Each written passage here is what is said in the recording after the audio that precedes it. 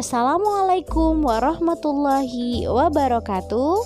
Kembali lagi kita pada materi tematik pada tema 7, subtema 4 mengenai alat transportasi darat, udara, dan juga air.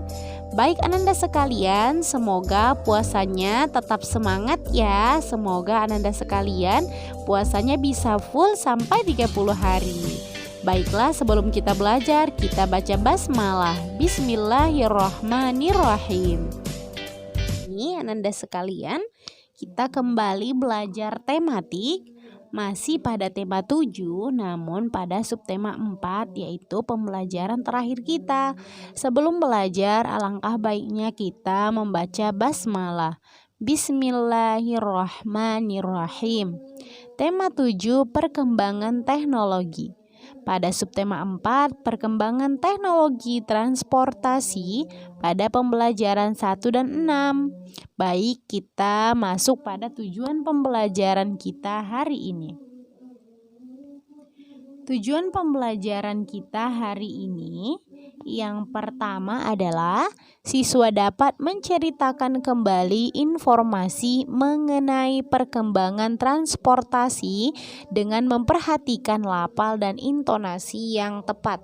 Yang kedua, siswa dapat menentukan keliling bangun datar dengan satuan baku tertentu dengan benar. Dan yang terakhir, siswa dapat menemukan cara menjaga keselamatan orang lain dalam aktivitas air. Baik, kita masuk pada materi kita yang pertama, teks yang berjudul Alat Transportasi Darat, Laut, dan Udara. Alat transportasi dapat mempercepat perjalanan kita. Alat transportasi darat digunakan hampir semua orang. Alat transportasi darat ada yang berjalan di jalan raya dan di atas rel. Mobil dan motor adalah alat transportasi yang berjalan di jalan raya. Kereta adalah alat transportasi yang berjalan di atas rel. Kita menggunakan alat transportasi darat untuk jarak dekat dan jauh. Alat transportasi air digunakan oleh orang yang tinggal di dekat perairan. Alat transportasi air digunakan untuk menyeberang sungai atau laut. Alat transportasi udara adalah alat transportasi yang paling cepat. Pesawat terbang adalah contoh alat transportasi udara. Jadi pesawat itu merupakan contoh alat transportasi udara. Tadi laut ada apa saja? Ada kapal laut ya, kalau di darat ada mobil, ada kereta dan lain sebagainya. Alat transportasi terus berkembang. Sebagian alat transportasi didatangkan dari negara lain. Sebagian lagi hasil karya anak Indonesia. Transportasi khusus adalah alat transportasi yang bertujuan khusus yang digunakan sesuai kebutuhan. Jadi ada alat transportasi khusus. Yang pertama itu seperti truk.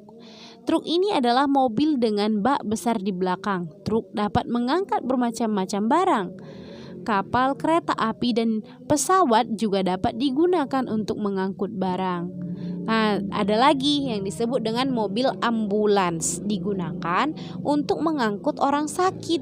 Nah, jadi di dalam mobil ambulan itu ada alat-alat kesehatan, dan juga ambulan ini punya sirene, jadi akan dibunyikan saat mobil berjalan sehingga kendaraan lain memberi jalan, karena kan mobil ambulan ini harus segera tiba di tempat yang dituju.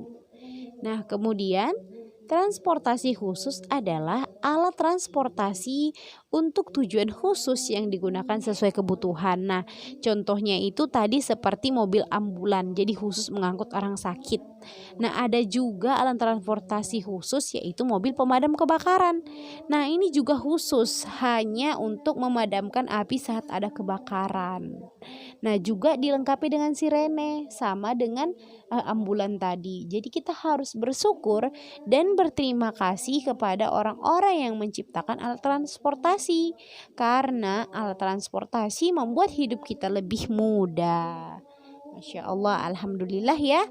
Nah, selanjutnya di sini kita masuk pada materi matematika, yaitu mengenai menghitung keliling bangun datar. Nah, pada pembelajaran sebelumnya kita sudah tahu bahwa bangun datar itu ada kelilingnya, berapa nilai keliling dari bangun datar, misalnya persegi panjang. Nah, persegi panjang ini kelilingnya, maka kelilingnya ini terdiri dari panjang, 2 panjang dan 2 lebar. Nah, jadi kelilingnya itu semua garis yang ada di pinggir ini merupakan keliling dari bangun datar persegi panjang ini. Nah, coba kita baca soalnya ya. Jika kamu akan menghias kaca mobil dengan pita, berapa panjang pita yang kamu butuhkan untuk menghias seluruh tepi kaca? Nah, oke. Caranya adalah mari kita hitung. Yang pertama, kalau panjangnya 20 yang bagian atas, maka yang bawah juga 20. Begitu juga dengan lebarnya. Kalau yang kanan 10, berarti yang kiri sama dengan 10. Nah, tinggal kita jumlahkan. Berarti 20 ditambah 10 sama dengan 30. Berarti di sini 20 juga. Oke, kita buat ya, kita hitung. Berarti kita harus menjumlahkan nilai di setiap sisi. Oke, ini dia ada 4 sisi. Ada 4 sisi yang akan kita jumlahkan. 1, 2, 3, 4. Dan nilainya ini sama. Jadi kalau panjangnya di sini ada berapa panjang? Ada 2. 1, 2 bagian atas dan bagian bawah. Berarti 20 ditambah 20. Nah, kemudian ditambah lebarnya itu 10 di bagian sini, 10 bagian sini. Berarti tambah 10 ditambah 10 sama dengan. Nah, sekarang kita jumlahkan 20 tambah 20 sama dengan 40. 40 ditambah 10 sama dengan 50. 50 ditambah 10 sama dengan 60. Berarti keliling dari persegi panjang ini adalah 60 cm. Sama dengan 60 cm. Lalu bagaimana dengan contoh yang kedua? Kita akan kerjakan contoh yang kedua. Ini 60 cm. Nah, contoh yang kedua. Layar televisi di pesawat berbentuk persegi panjang. Panjangnya 25 cm dan lebarnya itu sama dengan 20 cm. Jika tepi televisi ingin diberi bingkai pelindung, berapa panjang bingkai yang dibutuhkan? Panjang bingkai sama dengan keliling televisi. Nah, jadi televisi ini mau dilingkari dengan pita ataupun diberi bingkai, begitu ya, bingkai pelindung. Berapa kira-kira panjang bingkainya? Itu berarti sama dengan keliling televisi itu berapa? Panjangnya 25 dan lebarnya 20. Nah, cara menjawabnya jadi sama dengan yang bagian atas. Kita tahu panjang dari persegi panjang itu ada 2. Ada 2 ya, berarti ada sisi atas dan sisi bawah. Berarti panjangnya itu 25. Maka di sini kita tulis 25 ditambah 25. Kenapa? Karena panjang dari persegi panjang itu ada 2. Ada 2 ya, bagian atas dan bagian bawah. Nah, kemudian lebarnya itu 20 cm. Lebarnya bagian ini 20, berarti di sini 20 20. Kita tambahkan 20 ditambah 20. 20 ditambah 20. Nah, sekarang kita jumlahkan 25 ditambah 25 sama dengan 50. 50 ditambah 20 70 ditambah 20 menjadi 90. Berarti keliling televisi itu sama dengan 90 cm. Nah, begitu juga dengan contoh yang ketiga. Jadi setiap sisinya itu ada 8 cm. Berapa kelilingnya? Ada berapa sisi nih? 1, 2, 3, 4, 5, 6. Berarti 6 dikali 8. Selanjutnya kita akan membahas mengenai menjaga keselamatan diri dan orang lain saat bermain. Nah, ini bagaimana cara kita menjaga keselamatan diri ketika lagi di pantai ataupun menjaga keselamatan orang lain. Jadi ada beberapa pesan yang disampaikan paman kepada si Beni untuk menjaga keselamatan diri dan orang lain saat bermain di pantai. Apa saja itu saran untuk menjaga keselamatan orang lain saat bermain di pantai? Yang pertama adalah memperhatikan teman yang bermain di pantai. Kita perhatikan teman kita yang sedang bermain di pantai. Nah, jangan sampai lalai ya. Apalagi kita bawa anak kecil atau adik gitu. Nah, yang kedua, menemani teman melakukan kegiatan di pantai. Jadi kita main bersama. Kemudian yang ketiga, mengingatkan teman jika ada ombak besar.